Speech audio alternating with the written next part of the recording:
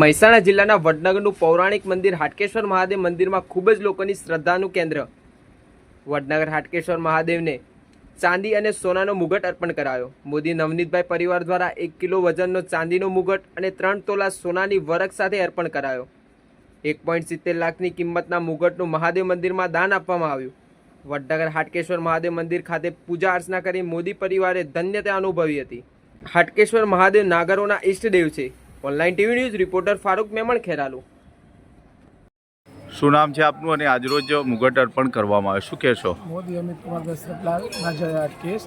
આજે જ અમે હાટકેશ્વર દાદાના મંદિરમાં 1 કિલો ચાંદીનો મુગટ ઉપર 3 ગ્રામ સોનાનો વરખ ચડાયેલો છે. એ અંદાજે એની કિંમત 1,70,000 રૂપિયા જેટલી છે.